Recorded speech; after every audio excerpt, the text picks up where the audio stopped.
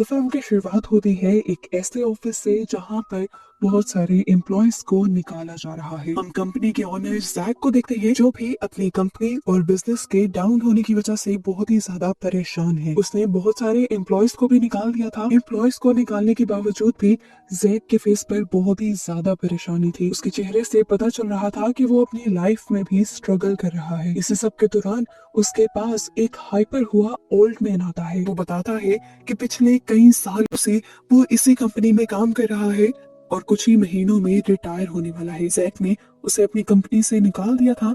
वो आदमी जैक से रिक्वेस्ट कर रहा था कि प्लीज चाहे मुझे आप सैलरी ना दे या कम दे दे, लेकिन मुझे कंपनी से मत निकाले। लेकिन जैक उसकी बात नहीं सुनता, उल्टा उसे समझाने लग जाता है कि हम इस तरह नहीं कर सकते। जैक के इनकार को सुनकर उस ओल्ड मैन को गुस्सा आ जाता है और वो ओल्ड मैन अपने पास से एक गन निकाल लेता है। गन को देखकर सभी यहाँ तक के जैक बहुत ज्यादा पैनिक हो जाता है और अपनी आंखें बंद करते हुए इस आदमी से रिक्वेस्ट करता है कि प्लीज मुझे मत मारो। अभी मेरी वाइफ का मिसकैरेज हुआ है, वो डिप्रेशन से लड़ रही है, जिंदगी मौत से लड़ रही है, और अगर ऐसे में मैं भी मर गया तो वो भी मर जाएगी। उसके कहते ही यहाँ पर एक गहरा सन्नाटा हो जाता है और उसके बाद गोली चलने की आवाज आती है। जैक के मुंह पर खून के बहुत सारे छींटे गिरते हैं और जैक देखता है कि उस ओल्ड मैन ने सुसाइड कर ली थी। और अपनी आंखों के सामने ये सब होता देखकर जैक जैसे पागल हो जाता है। अपने आप से कंट्रोल खोने लगा था वो।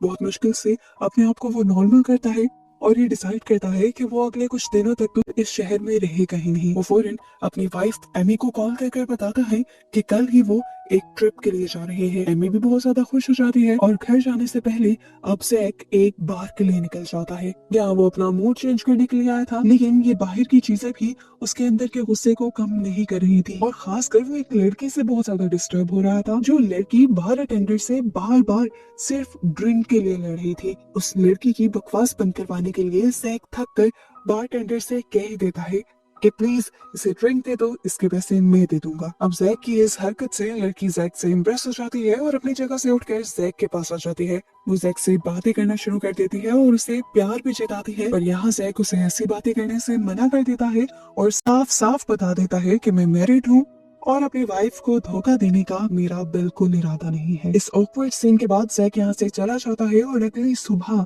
हम जैक और उसके साथ उसकी वाइफ एमी को वेकेशंस के लिए निकलता हुआ देखते हैं। एमी के मुंह से साफ लग रहा है कि वो बहुत ज्यादा परेशान है, लेकिन उसके हस्बैंड जो उसको नॉर्मल रखने के लिए स्ट्रगल कर रहे हैं उससे वो सेटिस्फाई भी है। अब इसी ट्रिप के दौरान जैक को उस बाहर वाली लड़की के मैसेजेस आने लग जाते हैं। लड़की का नाम था जूलिया और जूलिया जैक से कह रही थी, मैं बहुत अच्छे से जानती हूँ कि तुम अपनी वाइफ से बहुत प्यार करते हो, उसे धोखा नहीं देना चाहते, हर्ट नहीं करना चाहते, और अगर तुम चाहते हो कि सच में वो दुखी ना हो तो तुम्हें मुझे 5 लाख यूरोस देने होंगे, नहीं तो मैं उसे बार वाली स्टोरी बता दूंगी। अजीब सी बात थी, बार में ऐसा कुछ हुआ भी नहीं था। जैक ने सिर्फ उसे ड्रिंक ऑफर की थी और वो इसी चीज पर ब्लैकमेल कर रही थी। जैक भी एक बड़ा बिजनेसमैन था, बेवकूफ इंसान तो था नहीं। ब्लैकमेल वो नहीं होता, उल्टा वो उससे ही कह देता है कि तुमसे मेरे लॉयर निपटेंगे। ये कहकर वो अपना फोन बंद कर देता है। ये भी देखेबल है कि इस टाइम जूलिया ने उसे कुछ सेंड किया था। वो सारा फोकस एमी पर और अपने ट्रिप पर कर देता है। कुछ देर बाद ये लोग अपने होटल पहुंच जाते हैं, होटल में रात गुजारते हैं और अगली सुबह इन्होंने हॉट एयर बैलून की सैर करने का प्लान किया हुआ था। बैलून ऑपरेटर इन्हें यहाँ पर बताता है कि उनके साथ एक और लड़की भी आने वाली है जिसका ये लोग काफी देर इंतजार करते हैं और फाइनली वो लड़की आती है तो पता चलता है कि वो लड़की कोई और नहीं बल्कि जूलिया ही थी। जूलिया के आते ही बैलून चल जाता है और इनका ट्रिप स्टार्ट हो जाता है। पहले पहले तो सब ठीक था, जैक को भी ज्यादा मसला नहीं था, लेकिन फिर पता नहीं क्यों जैक अनकंफर्टेबल होने लग गया जब जूलिया ने एमी से बात करना शुरू की। एक अजीब बात थी, ये जूलिया पता नहीं कहां से सारी इंफॉर्मेशन निकाल कर लाई थी, या शायद कुछ बातें कल बार में जैक ने ही उसे बता दी होंगी, लेकिन इस टाइम वो ये बात जानती थी कि एमी का मिसकैरेज हुआ हुआ है, वो परेशान है, जैक उसका पहले से ज्यादा ख्याल रखने की कोशिश कर रहा है और इन्हीं सब चीजों का वो फायदा भी उठा रही थी। अब तो एमी ने भी नोटिस कर लिया था कि जब से जूलिया यहाँ पर आई थी तब से ही जैक अनकंफर्टेबल सा था। खैर कुछ देर ऐसे ही गुजर जाती है जिसके बाद एमी जूलिया से कहती है कि हमारी एक पिक्चर क्लिक कर दो। जूलिया हंसी खुशी ये काम कर देती है और अब वो जैक से कहती है कि क्या तुम भी मेरी एक पिक्चर क्लिक कर सकते हो। उसने जानबूझकर अपना ही मोबाइल उसे पकड़ाया था क्योंकि मोबाइल पर उसने पहले से ही एक मैसेज लिखा हुआ था कि अगर तुमने मुझे पैसे ना दिए तो तुम बहुत पछताओगे।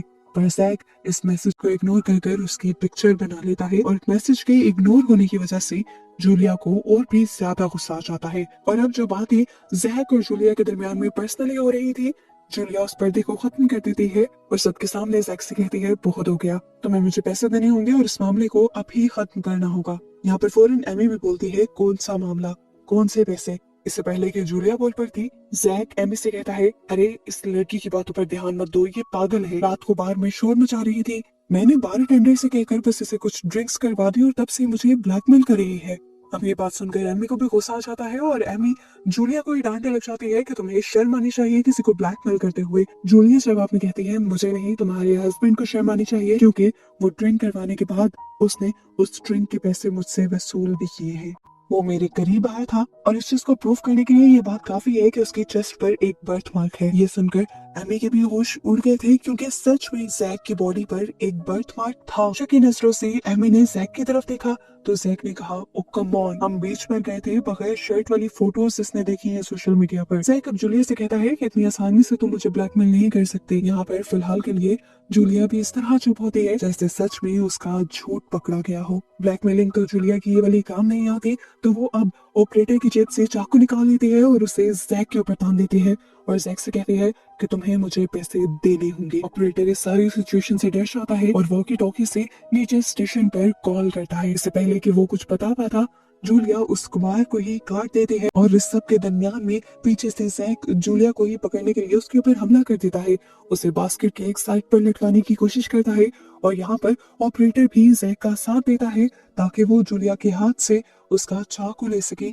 लेकिन यहाँ जूलिया चाकू नहीं देती और इस सारी लड़ाई के दौरान जूलिया के हाथ में पकड़े हुए चाकू से गैस का पाइप भी कट जाता है। गैस के पाइप के फटने की वजह से ऊपर सिलेंडर में लगी हुई आग नीचे पे भड़क जाती है और जूलिया की बॉडी में आग लग जाती है। ऊपर से ऑपरेटर जल्दी से सिलेंडर को बंद करता है ताकि आग को कंट्रोल किया जा सके और नीचे से ये लोग जूलिया के ऊपर कपड़े डालकर जूलिया की आग को बुझाते हैं। अभी क्योंकि गैस लीक हो रही थी, इस वजह से इस सिलेंडर को ऑन नहीं कर सकते थे और जब तक सिलेंडर ऑन नहीं हो सकता था तब तक ये बैलून कंट्रोल में नहीं आ सकता था।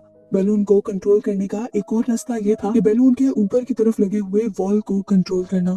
ये वॉल एक रस्सी से जुड़ा हुआ था, लेकिन अब वो रस्सी भी काफी हद तक आग लगने की वजह से जल गई थी और रस्सी का सिरा इनके हाथों से बहुत दूर था। आहिस्ता आहिस्ता बैलून उतनी ऊंचाई पर चला जाता है जहाँ पर ऑक्सीजन भी बहुत ज्यादा कम होती है। इनकी तबीयत भी बिगड़ने लगती है और डर ये भी होता है कि कहीं कोई प्लेन ना आ जाए या इनसे टकरा ना जाए क्योंकि इतनी बुलंदी पे प्लेन उड़ते हैं, इसीलिए एक्सीडेंट का खतरा अब बढ़ चुका है। अब ऑपरेटर ऊपर वाले वॉल को खोलने के लिए रस्सी पकड़ने के लिए अपनी जान पर खेलते हुए बास्केट के ऊपर चढ़ जाता है और इससे पहले कि वो वॉल की रस्सी को पकड़कर कंट्रोल कर लेता, यहाँ पर नीचे से जूली होश में आ जाती है और वो बैलून ऑपरेटर को धक्का देकर नीचे गिरा देती है और इस तरह उस बेचारे की जान चली जाती है। इससे पहले कि अब वो कुछ और भी कर पाती, वो दोबारा से बेहोश हो जाते हैं। बैलून लगातार ऊपर जा रहा था और अब ऑक्सीजन भी बहुत कम रह गई थी। ऑक्सीजन ना मिलने की वजह से अब जैक भी बेहोश हो चुका था और ये देखकर एमी पैनिक कर गई। उसे हर हाल में इस बैलून को नीचे लेकर आना था। चक्कर उसे भी आ रहे थे लेकिन उसने हिम्मत नहीं हारी और ऑपरेटर की तरह वो ऊपर चढ़ी और फाइनली उसके हाथ रस्सी लग गई जिसे पकड़ते हुए उसने नीचे लाकर सिलेंडर के साथ बांध दिया। ऊपर वाला वॉल खुल गया और इस तरह बैलून वापस नीचे आने लगा। ऑक्सीजन मिलने पर जैक को भी होश आ गया। होश में आते ही वो सबसे पहले जूली के हाथ पांव बांध देता है, जिसके बाद वो दिखता है कि उसकी वाइफ अब उससे नाराज थी क्योंकि कहीं ना कहीं उसे जूली की बातों पर यकीन आ रहा था। जैक उससे कहता है ये तुम मेरे साथ ज्यादती कर रही हो। मैं कह रहा हूँ ना, बर्थमार्क के बारे में तो उसे तब पता चला होगा जब उसने सोशल मीडिया पे मुझे स्टॉक किया होगा। वो अपनी एक पिक्चर भी निकाल कर दिखाता है जिसमें उसकी चेस्ट पे बना हुआ मार्क नजर आ रहा था। ये देखकर एमी एक और मर्तबा जैक पर एतबार करने लगी थी। इन दोनों की बातों के दौरान ये तो नोटिस ही नहीं कर पाते कि ये लोग पहाड़ों के बहुत ज्यादा करीब आ गए थे और इनका बैलून अब पहाड़ों से टकराने वाला था। ऊपर वाले बर्नर नहीं चल रहे थे, जिसकी वजह से ये डायरेक्शन को कंट्रोल नहीं कर सकते थे। वजन कम करने के लिए इन्होंने बहुत सारी चीजें नीचे फेंकने का डिसाइड किया ताकि इनका बैलून थोड़ा और ऊपर उड़ जाए और ये लोग पहाड़ों से ना टकराएं, लेकिन इसका भी ज्यादा कोई फायदा नहीं होता और आखिर बैलून के पहाड़ की एक चोटी से टकराने की वजह से बैलून फट जाता है। किस्मत इनकी अच्छी थी कि बैलून में हवा कम होने की वजह से अब बैलून खुद ही पहाड़ों से दूर हो गया था। इतने में ये लोग देखते हैं कि नीचे से जूलिया भी तड़प रही थी। एमी जूलिया को पानी पिलाती है। इतनी मुश्किलों में होने के बावजूद भी जूलिया को बस एक ही बात याद थी कि जैक को उसे पैसे हर हाल में देने होंगे क्योंकि जैक ने उसके साथ ज्यादती की है। इस टाइम एमी और जैक उसकी बातों पर ध्यान नहीं देते और ये लोग अपने बैलून को कंट्रोल करने में लगे होते हैं। बैलून अब बादलों में पहुंच जाता है। यहाँ पर इन्हें ठंड भी बहुत ज्यादा लग रही थी और एक दूसरे को नजर भी नहीं आ पा रहे थे ये, और इसी चीज का फायदा उठाते हुए जूलिया अपने हाथ खोल लेती है। जैक देख नहीं पाता। बातों ही बातों में अब भी वो जैक को पैसे देने को कह रही होती है तो जैक उससे कहता है, मुझे समझ नहीं आ रही, मैंने तो बार में तुम्हारे लिए पैसे दिए, तुम्हारी मदद की। जिस पर जूलिया उसे झूठा कहने के साथ साथ और भी बहुत कुछ कहने लग जाती है और इस बात पर जैक को गुस्सा आ जाता है। जैक उसे कहता है, अब तुम मुझ पर इल्जाम लगाने लगी हो। जूलिया कहती है, इल्जाम नहीं लगा रही, तुम सच में जालिम हो। तुम्हें याद है वो आदमी जो सालों से तुम्हारा एम्प्लॉय था, वो तुमसे मिन्नतें करता रहा कि मुझे जॉब से मत निकालो, लेकिन तुमने उसकी बात नहीं सुनी और उसने सुसाइड कर ली। ये बात सुनकर जैक के साथ साथ एमी भी टूट जाती है और इन दोनों को यहाँ समझ आ जाता है कि ये लड़की अपने बाप का बदला लेने के लिए यहाँ आई है।